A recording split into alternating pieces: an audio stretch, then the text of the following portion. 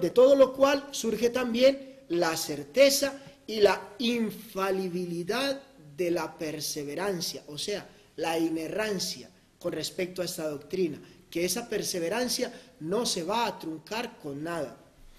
No obstante esto, es posible que los creyentes, por las tentaciones de Satanás y del mundo, por el dominio de la corrupción que queda en ellos y por el descuido de los medios para su preservación, caigan en pecados graves y por algún tiempo permanezcan en ellos, por lo cual atraerán el desagrado de Dios, contristarán al Espíritu Santo, se verán excluidos en alguna medida de sus gracias y consuelos, tendrán sus corazones endurecidos y sus conciencias heridas, lastimarán y escandalizarán a otros y atraerán sobre sí juicios temporales.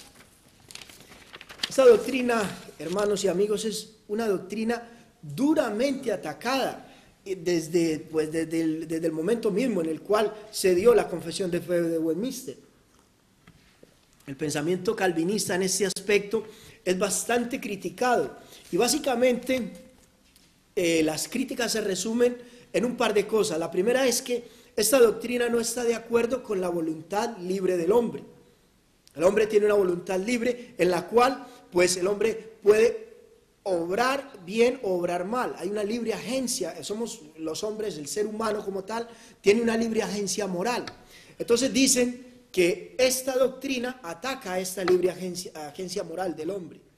Pero así, hermanos, como Dios no hace que un hombre, una mujer, hombre en general, un ser humano, venga a Cristo para salvación, coartando dicha libertad, sino que le llama eficazmente y le trae, poniendo todo para que su misma voluntad esté contribuyendo en esto, pues lo mismo pasa también con esta doctrina, la perseverancia de los santos. Nosotros perseveramos en santidad, no porque Dios esclavice nuestra libertad de pensamiento, de conciencia, sino todo lo contrario, porque nuestro Dios pone todo y hace todo para que nosotros estemos perseverando como tal. Dios por su gracia hace que el cristiano persevere voluntariamente. También dicen los detractores de esta doctrina que esta doctrina alimenta una seguridad carnal, pues una vez en la gracia, ya que es imposible perderla y ser condenado, entonces podemos hacer lo que nos dé la gana. Eso es lo que dicen. Salvo, una vez salvo, ya no hay condenación, entonces por tanto el creyente hace lo que le da la gana, vive como quiere, y entonces esta doctrina está alimentando este pensamiento de que el creyente, el cristiano como tal, puede vivir en una vida pecaminosa porque total, su salvación no la va a perder. Pero nada más lejos de la verdad. Debemos observar, hermanos, que esta doctrina, la verdad, lo que dice verdaderamente esta doctrina, no es que la salvación está segura si creímos una vez. Si nosotros creímos una vez, esto no quiere decir que la salvación está segura. Y eso tiene mucho que ver con el decisionismo en la actualidad, el evangelio moderno, en el cual dicen, no, yo hace 20, 10, 15, 5, 2 años, lo que sea, hice una oración de fe y por tanto yo soy salvo. No, hermanos, la doctrina no dice esto. La doctrina lo que dice es todo lo que dice, que la perseverancia en la santidad es cierta si nosotros hemos creído verdaderamente. O sea, que si de verdad nosotros hemos creído, Dios nos preservará de tal forma que hemos de estar nosotros perseverando en la fe.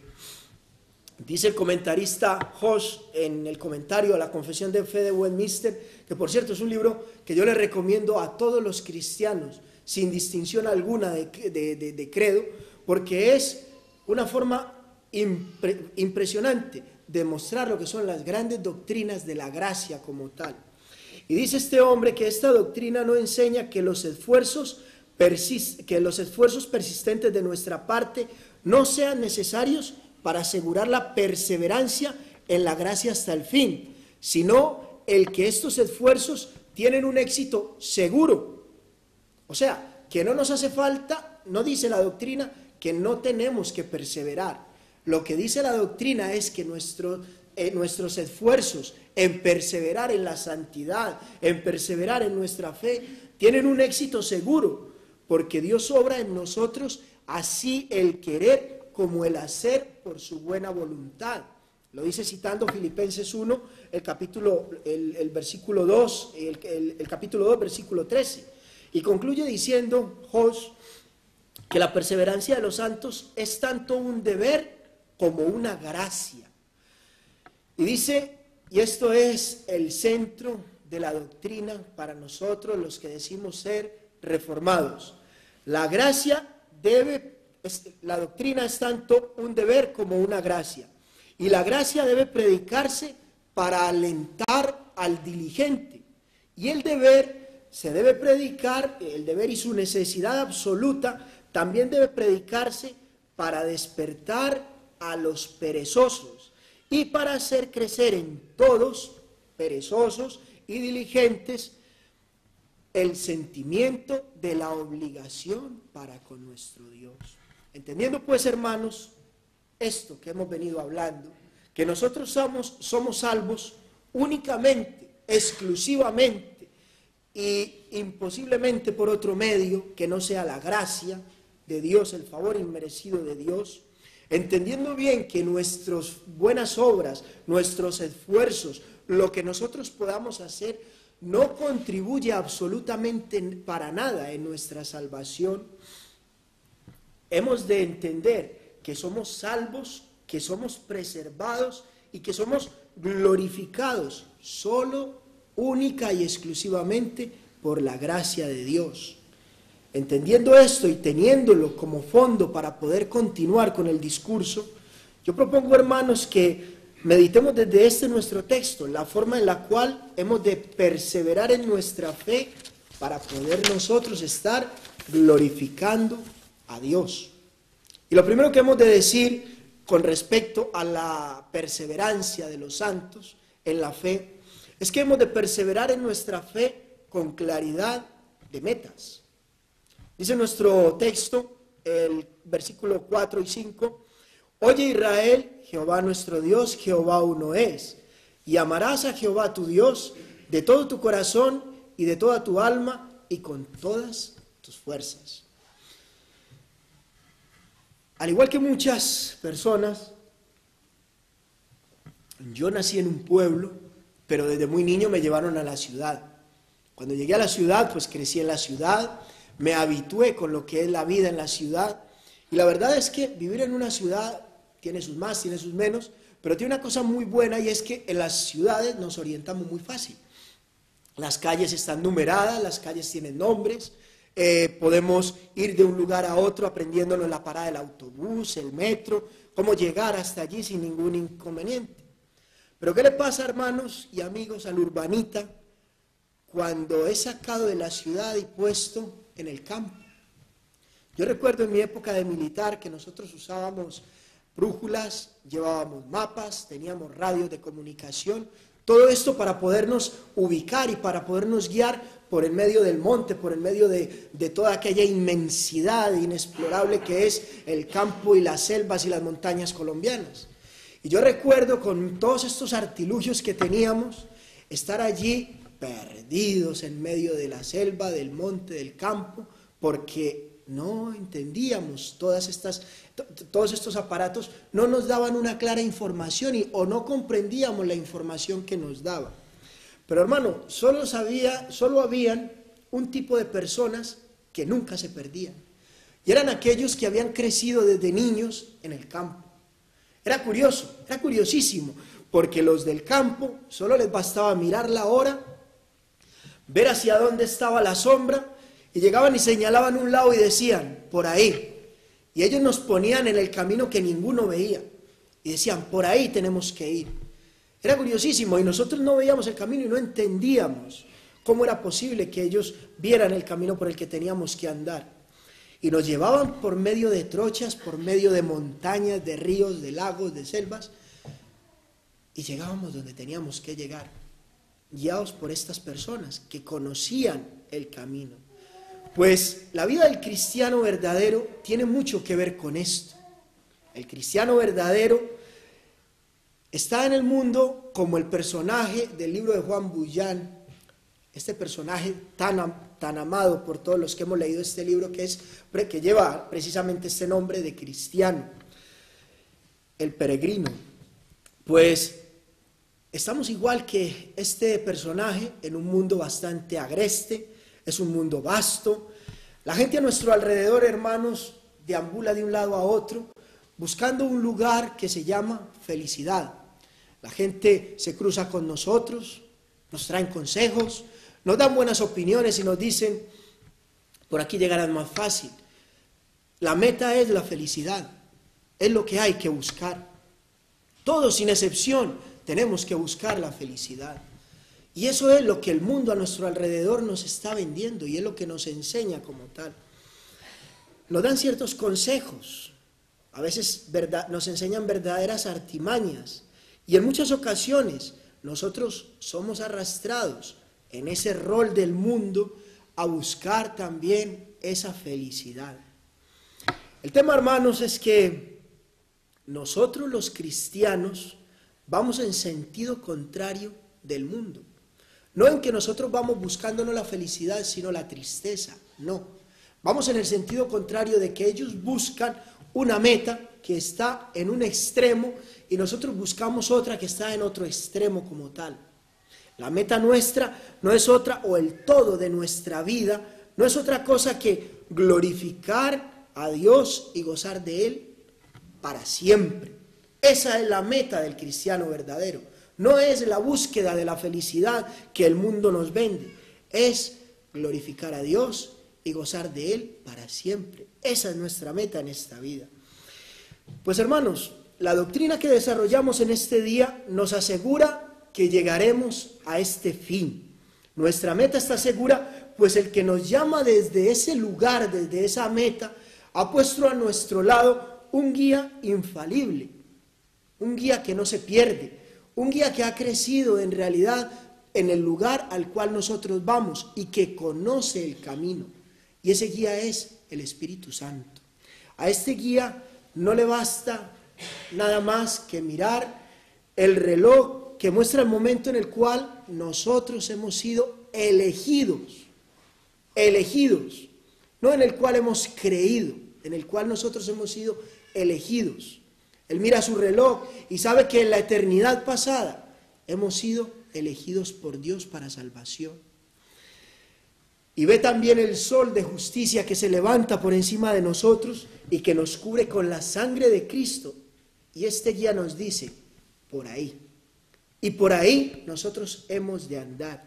Hermanos, esta es la gracia a la que apunta el comentarista Hosh, en la que nosotros tenemos que estar predicando y que debe ser predicada al diligente. Si tu vida es una vida de paz, si tu vida es una vida conforme a este principio de buscar primeramente el glorificar a Dios y gozar de Él para siempre, si esa es tu meta, y si tú estás escuchando la voz del Espíritu Santo en tu caminar diario, esta doctrina te dice que seguro vas a llegar a esa meta, que nuestro Dios no te va a dejar abandonado, que la salvación no se va a perder y que vas a preservar hasta llegar a estar cara a cara con tu Redentor. Esto es lo que es la gracia dentro de esta doctrina que debe ser predicada al diligente, para que cobre ánimo en su camino, cuando encuentra los problemas, cuando encuentra las tentaciones, cuando encuentra las dificultades, cuando se descarría, cuando va por un lado que no es. Es ahí donde el diligente cobra ánimo como tal, cuando ve esta doctrina y dice el Señor, no me olvidaré de ti, no nunca, porque la salvación en Cristo no tiene forma de que sea olvidada, porque su sangre fue vertida en el madero por cada uno de nosotros. Pero hermanos, si dudamos en el camino, si escuchamos al mundo, al tentador, si nos cansamos al punto de detenernos, nuestro guía, el Espíritu Santo, se contristará y sufriremos obviamente las consecuencias de nuestro descarrío como tal. Por tanto, es necesario que nosotros tengamos claro la excelsitud, la grandeza, sepamos bien que nuestra meta es la más excelsa. La semana pasada nos centramos en exaltar lo que es el nombre, la persona de nuestro Dios. Estuvimos hablando mucho de todo lo que es Dios como tal. Pues hermanos, eso es lo que tenemos que tener en mente, que nuestro Dios es el Todopoderoso, es el soberano, el omnisciente, el omnipresente, el omnipotente. Eso es lo que tenemos que tener en mente. Y que ese Dios nos ha salvado y que nos llama y que nos promete que tendremos vida eterna junto a Él durante toda la eternidad. Eso es lo que nosotros tenemos que tener en mente, que nuestra meta es más excelsa que la meta del mundo. La meta que sigue el mundo es una meta inexistente como tal. La felicidad que ellos buscan, a mí me recuerda mucho lo que era el mítico dorado que buscaban los conquistadores en la época aquella en la que estuvieron descubriendo y colonizando allí todo el continente latinoamericano. Buscaban aquel dorado que no fue más que una fábula que estuvo inflamando durante muchos años la codicia de sus corazones. Esa es la felicidad que el mundo vende. Es solamente una fábula como tal. ¿Por qué? Porque al final, cuando llega el momento en el cual nosotros tenemos que ajustar cuentas, se llega el cierre de año, la tumba nos espera a todos sin igual, y entonces tendremos que estar delante de nuestro Creador. ¿Qué diremos? ¿Dónde está la felicidad para ellos? Se quedó allí, se quedó allí. Podrán haber gozado más, podrán haber gozado menos, pero cuando venga el momento de la muerte, viene el todo del hombre, y ¿qué pasará entonces? ¿Qué pasará entonces con ellos? El cristianismo nos lleva a caminar con la certeza de que buscamos una meta, primero que todo, eterna. Segundo, una meta segura. Y tercero, una meta imperecedera. Y la pregunta es, ¿qué tan claro tienes tú esto en tu mente y en tu corazón? Cuando hablamos a los niños acerca de la profesión que quieren llevar en su vida de adultos como tal, nos suelen siempre estar diciendo que quieren ser abogados, ingenieros, presidentes, qué sé yo, siempre apuntan lo más alto posible. Pero cuánto sacrificio, cuánta negación, cuánto dolor conlleva poder llegar a estos puntos, a estos grandes niveles de formación, a estas grandes carreras como tal en el mundo. Solamente aquellos que de verdad saben la gloria que les espera allí son capaces de esforzarse, de esmerarse, de estar dejando atrás toda la felicidad que supuestamente tienen que disfrutar en su juventud para poder llegar a tener esta formación. ¿Por qué? Porque saben que la gloria que viene es una gloria que vale la pena el esfuerzo, vale la pena pagar por ello. Y lo mismo pasa con nosotros. Si nuestra meta es la más excelsa, hemos de tener en cuenta que tiene un precio, y de eso nos habló nuestro pastor José Hutter en la tarde del domingo pasado. Si nuestro Dios, hermano, nos dice, yo soy el que soy, si nuestro Dios es el que nos anima y nos dice, no temas, gusano de Jacob, si nuestro Dios, que es el Dios todopoderoso, es el que nos promete que en su presencia, no en el mundo, no fuera de la vida cristiana, no fuera de lo que es la comunión de los santos, en su presencia como tal, es que hay plenitud de gozo. Entonces, nosotros, ¿por qué hemos de perder el tiempo vagando, deambulando, sin tener claro cuál es nuestra meta? Hermanos, perseverar en la fe requiere que nosotros tengamos muy claro que nuestro Dios es el Dios todopoderoso y que es Él el que nos llama y el que afirma, Él es el que afirma, yo te llevaré, perseverarás hasta el fin, porque la obra que en ti he comenzado no la voy a abandonar, no la dejaré inacabada. También hemos de decir que se ha de perseverar en nuestra fe con un conocimiento y aprecio de las verdades, de la verdad bíblica. Versículo 6 dice, Y estas palabras que yo te mando hoy estarán sobre tu corazón. ¿Qué tanto apreciamos la verdad bíblica? Este mismo Dios que nos garantiza un tesoro incorruptible, una meta sin igual, es el mismo Dios que te advierte que es un Dios celoso. Es el mismo Dios que te dice que es fuego consumidor. Y también es el mismo Dios que te dice que terrible cosa es caer en sus manos. Es el mismo, es el mismo. El evangelismo moderno invita al hombre a saltar al vacío, como el que le dice al paracaidista, salte del avión sin un paracaídas. El evangelismo moderno no le enseña al hombre como tal toda la verdad bíblica y le dice, Dios es amor. Y le invita a hacer decisiones por Cristo. Y le invita a que ven y cree en el evangelio y ya está, y no pasa nada. Y luego tu vida puede seguir siendo lo que sea, lo que sea. El otro día estuve viendo en internet una iglesia en Colombia, obviamente saben que mi corazón pues siempre está allí. Y es una iglesia en Bogotá en la cual es una iglesia rockera. Y salían allí unos tipos de estos heavy, bastante metaleros, con toda aquella parafernalia ya sabemos lo que es el metal y lo que el heavy metal y todas estas cosas. Y supuestamente todos son creyentes, y supuestamente todos alaban a Dios. Y miraba yo allí todo lo que son los comentarios, y la gente decía, bien, gloria a Dios, yo quiero ir allí, eso es alabar a Dios. Mis queridos hermanos, no es así, no es así. Hemos de valorar totalmente, plenamente la verdad bíblica como tal. El evangelismo moderno le invita al hombre a hacer oraciones salvadoras que nos salvan. Nos salvan. No somos salvos por una oración que hicimos en mi caso, hace ya 12 años. No, no somos salvos por eso. Eso no es la salvación. Pero no le dice al hombre el evangelismo moderno que está muerto en sus delitos y pecados. No le dice al hombre que debe arrepentirse de ellos, pues de lo contrario será condenado en una eternidad en el infierno como tal. No le dice al hombre moderno, el evangelismo moderno, no le dice que se tiene que arrepentir y que arrepentirse es abandonar su vida de pecado. Tampoco le habla de la lucha que tiene que vivir cuando viene a Cristo, de esa lucha para vivir en santidad.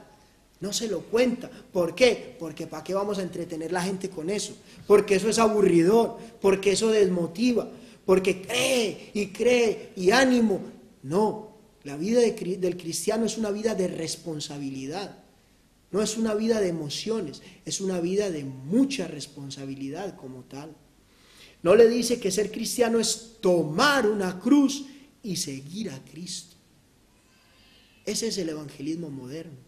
Pero nosotros que llevamos el sobrenombre, que no apellido, el sobrenombre de reformados, tenemos que contar el cuento completo, la historia completa, total, porque apreciamos la palabra del Señor y porque si el Señor no lo oculta, ¿por qué nosotros lo vamos a ocultar? Eso es lo que nosotros tenemos que decir y es lo que tenemos que hablar como tal. De niño mi abuela me decía mucho, me insistía bastante porque tenía siempre tendencia a caer en esto. Ella me decía, Carlos, no mientas y no hables de lo que no sabes. Pues bien, hermanos, le voy a hacer caso a mi abuela, tenía razón, y es bíblico lo que me dijo hace 30 y tantos años mi abuela. Voy a hablar y voy a decir porque lo sé, porque lo vivo y porque no puedo mentir. Si tú que me estás oyendo en esta mañana, si no lo sabes o lo sabes y simplemente no te has arrepentido de tus pecados, te tengo que decir que eres enemigo de Dios. No puedo andar con medias tintas. Yo no puedo venir aquí, pararme teniendo la palabra del Señor en mis manos y decir, es que el hombre está medio caído. No, el hombre está caído. Decir, es que el hombre tiene en su interior algo que el hombre no tiene sino pecado. Decir, en su interior el hombre es capaz de venir a arrepentirse. No, Estamos muertos en nuestros delitos y pecados si Cristo no obra en nuestra vida. Si Cristo no obra en nuestra vida como tal. No hay grados de pecados que nos hagan a nosotros más o menos merecedores del castigo de Dios. El que quebranta la ley en el menor de sus puntos se hace acreedor a todo el castigo que ella lleva. ¿Qué quiere decir esto? Que si tú quebrantas la ley de Dios en lo más mínimo, hizo nuestro pastor ahora lectura de lo que es el decálogo, si la quebrantas en lo más mínimo, estarás ardiendo en el infierno igual que el peor genocida de la historia que ha tenido la humanidad. Y anda que no ha habido. Y anda que no ha habido. Hermanos, el pecado no es cualquier cosa. No son pecaditos, es que son pecados. Es que es el pecado y tenemos que confesar por tanto a nuestro Dios el pecado y llegar a entender que es Cristo en la cruz el que nos limpia con su sangre vertida en el madero de todas nuestras iniquidades. Pero si tú que me estás oyendo ya has creído, es necesario, es menester que valores de verdad en su totalidad la verdad bíblica. Esta verdad que te dice que Dios es amor, pero que también es justicia. Esta verdad que te dice que Él odia al pecado y que ama la santidad. Esta verdad que te dice que Dios provee para ti, pero solamente a través de tu esfuerzo, porque Él odia al perezoso como tal. Es esta verdad que te manda, sed santos como yo soy santo. Es esta verdad que cuando te confronta con esta doctrina de la perseverancia de los santos, se convierte en una obligación para nosotros. Es el todo de nosotros. Es el todo de nosotros. Hemos de perseverar en la santidad como tal. Está esto en tu corazón. Lo meditas en el día. Los mandamientos de la ley divina están totalmente desprovistos de poder para salvar. Está claro, porque no nos salvamos por guardar la ley. No nos salvamos por guardar la ley. Estamos totalmente incapacitados de guardar la ley. El pecado que mora en nosotros nos lleva a que no guardemos la ley, porque es imposible, no podemos. Y es más, en el hipotético caso en el que nosotros pudiéramos guardar la ley de ahora en adelante, ¿qué pasa con nuestro pecado anterior? Es imposible, no hay un pago como tal para esto. ¿Por qué? Porque sin derramamiento de sangre no se hace remisión de pecados. Así que el hombre no puede guardar la ley como tal. Pero una vez salvo, ¿para qué sirve la ley? Pablo dice que la ley a nosotros nos sirve, al ser humano, le sirve como un ayo para llevarlo a Cristo. Le sirve para que vea el pecado. ¿Por qué? Porque todo está encerrado bajo maldición. Para que el hombre pueda ver el pecado de su vida, el pecado de la sociedad, el pecado de todo, y busque en Cristo la salvación. Pero una vez salvo, ¿para qué nos sirve la ley? ¿Qué pasa con la ley después de que nosotros somos salvos? La desechamos, pues solamente nos sirvió para llegar hasta Cristo, y entonces decimos es que ya no tenemos que guardar la ley porque Cristo la guardó por nosotros. Y entonces a pecar y a vivir como nos dé la gana. Esto es lo que dicen los que atacan la doctrina como tal de la perseverancia de los santos.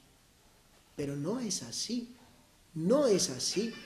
Esto es imposible obrar de esta manera. Me decía el otro día nuestro pastor Juan que cuando nosotros bañamos el niño, no podemos tirar el niño con el agua de la bañera, una vez que lo hemos terminado de bañar.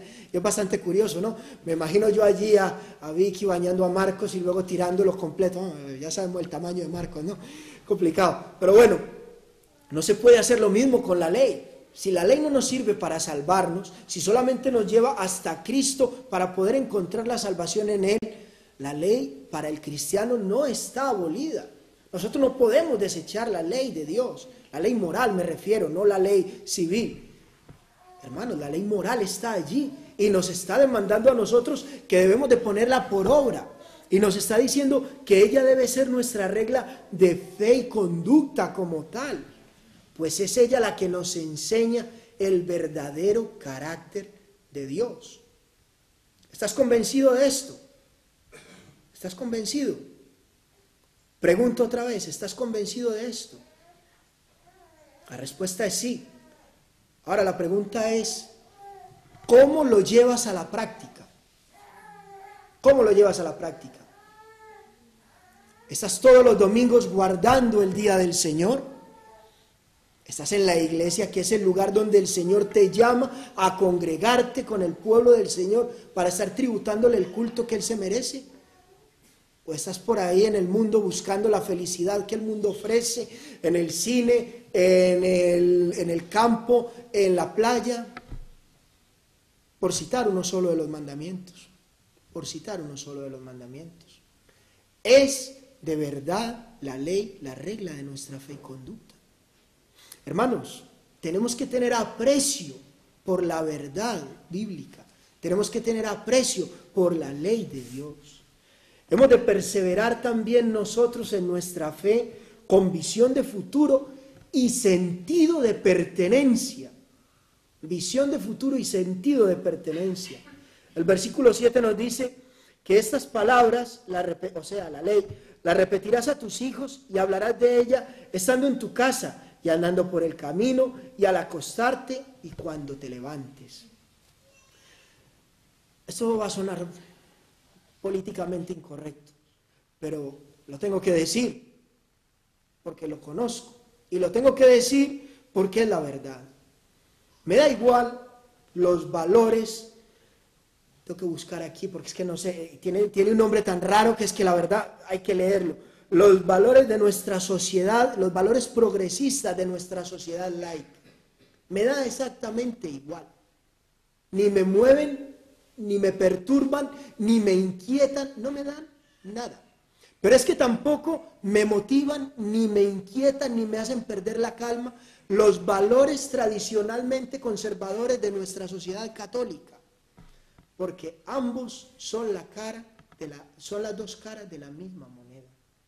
Son la misma moneda que hábiles politiqueros, señores de la doble moral, amos del refrán aquel de haz lo que digo y no lo que hago, nos venden para vivir sus vidas buscando su felicidad. Hermanos, el creyente no tiene ni arte ni parte en esas cosas, ni arte ni parte como tal. Hablamos de una sociedad sin Cristo que tuerce y saca de contexto la verdad bíblica, que aunque moleste, esta verdad bíblica fue la que le dio origen a lo que hoy conocemos como sociedad occidental. Cuando Moisés escribió estas palabras como profeta del Dios Altísimo, sabía muy bien la imposibilidad que tenía el ser humano de servir a dos señores. Por eso cuando él le habla al pueblo, él no le dice, a donde fueres, haz lo que vieres. No es eso lo que le dice. No le dice, educa a tus hijos en función de las normas morales de las naciones que vas a encontrar en la tierra de Canaán. No le dice eso. Para nada. ¿Qué es lo que él les dice? Él les dice, y estas palabras que yo te mando, las repetirás a tus hijos y hablarás de ellas estando en tu casa y andando por el camino y al acostarte y cuando te levantes, en todo tiempo. Estas palabras le está diciendo, enseña a tu familia, aprende tú y enseña a tu familia la ley divina. Esta ley como tal es la que nos lleva a nosotros a vivir verdaderamente la responsabilidad que demanda ser un buen ciudadano. Ser un buen ciudadano.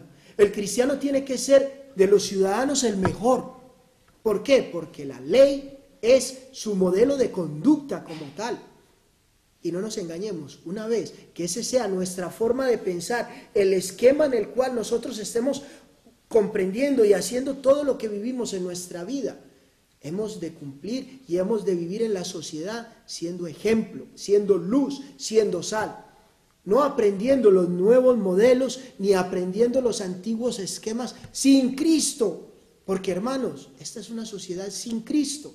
No le pidamos al olmo que nos dé peras. La sociedad y sus modelos son lo que son lo que son. No tenemos que andar buscando nosotros adalides, políticos, no tenemos que andar buscando nosotros señores, un mesianismo político en el cual diga, venga que nos va a arreglar la vida. No, no. Esta sociedad va a cambiar en función de la forma en la que la iglesia aprenda a vivir conforme a la voluntad de Dios. Eso es lo que impacta en esta sociedad. La iglesia, hermanos, en el mundo hispanohablante está pasando por un relevo generacional tremendo, como lo está pasando ahora nuestra congregación. En la actualidad, las nuevas generaciones protestantes, tanto en España como en Latinoamérica, están surgiendo y ya no tienen que cargar con ese lastre tan pesado que hemos tenido que cargar todos los que venimos del catolicismo romano. Están creciendo única y exclusivamente con la guía de la palabra del Señor. Pero ¿es eso lo que tú le estás enseñando a tus hijos? ¿Es eso lo que nosotros le estamos enseñando a nuestros hijos? Y no hace falta sentarlos a que se aprendan la Biblia de cara a cara, que ojalá, que debiera ser así. No, es simplemente enseñarles y hablarles de qué es lo que es. Mostrárselos en la práctica. Y ustedes jóvenes, es menester que se detengan a pensar hasta qué punto están aprendiendo a vivir según la voluntad de Dios o según la iniquidad del mundo que les rodea. Hay que entender también esto.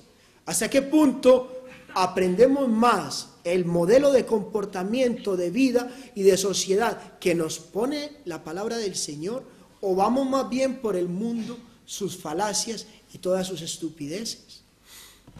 Hermanos, ay de nosotros si no somos ejemplo digno para las generaciones posteriores. Que Dios no vaya a demandar de ninguno de nosotros aquí la sangre de nuestros hijos. Que Dios no vaya a tener que demandar la sangre de tu hijo, porque no has estado educándole conforme a la verdad bíblica como tal. Por eso hay que apreciarla como tal. Y para terminar, hermanos, he de decir que hemos de perseverar en nuestra fe con responsabilidad. Ya es una palabra que ha sonado mucho por allí. Los versículos 8 y 9 dice, hablando de la ley, dice, y las atarás como una señal en tu mano y estarán como frontales entre tus ojos y las escribirás en los postes de tu casa y en tus puertas.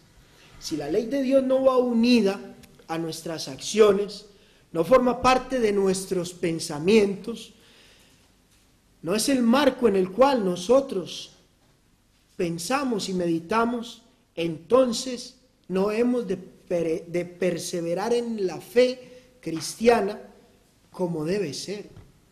Seremos cristianos negligentes y estaremos como tal cumpliendo lo que dice la doctrina que nos asegura que perseveraremos. Estaremos cumpliendo lo que dice al final, que estaremos siendo de escarnio, de vituperio, que estaremos siendo de risa, de burla, no solo para la iglesia, para nosotros mismos, sino para el nombre de Dios. Hermanos, tiene que estar atada la ley a lo que hacemos. ¿Qué hago yo? ¿Está de acuerdo con la voluntad de Dios? ¿Qué pienso? ¿Qué digo? ¿Cómo acciono? ¿Cómo es mi vida como tal? Nosotros hemos de dar testimonio de lo que es servir a Dios en libertad. Es curioso, hablar con los evangélicos modernistas como tal, que hay en la actualidad, yo lo comparo con leer a Julio Verne. ¡Qué imaginación! ¡Qué imaginación! Hay unos que andan en un terreno pantanoso, en una greda tan impresionante al que le llaman fe, porque no tienen ningún conocimiento de la palabra del Señor. Y andan movidos por fábulas, y andan movidos por historias y por una cantidad de cosas tremendas. Mientras tanto hay otros también que andan en un terreno duro, seco y pedregoso, al cual ellos le llaman obediencia, y no es más que un desierto de legalismo. Pero hermanos, la doctrina de la perseverancia de los santos no nos lleva a esto. Todo lo contrario, nos lleva a caminar por fe, con tranquilidad, porque sabemos que nuestro Dios nos cuida, nos guarda y que no nos abandonará nunca.